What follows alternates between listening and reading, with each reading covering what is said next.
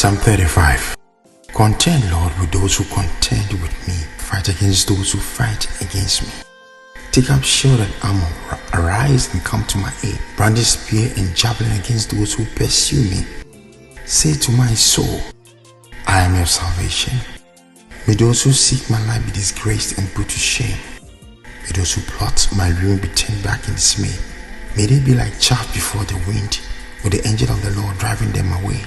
May their path be dark and slippery, with the angel of the Lord pursuing them, since they hid their net for me without cause. And without cause dug a pit for me.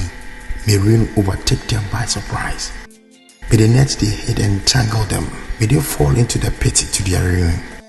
Then my soul will rejoice in the Lord and delight in his salvation.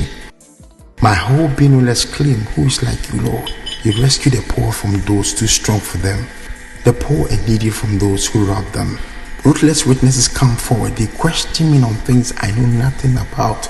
They repay me evil for good and leave me like one bereaved. Yet when they were ill, I put on sackcloth and humbled myself with fasting. When my prayers returned to me unanswered, I went about mourning as though for my friend or brother. I bowed my head in grief as though weeping for my mother.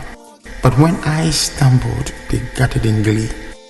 Assailants gathered against me without my knowledge.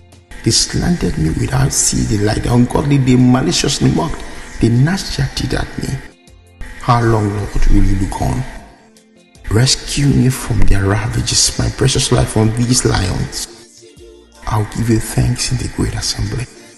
Among the throngs, I'll praise you. Do not let those gloat over me who are my enemies without cause. Do not let those who hate me without reason maliciously wink the eye. They do not speak peaceably, but devise false accusations against those who live quietly in the land.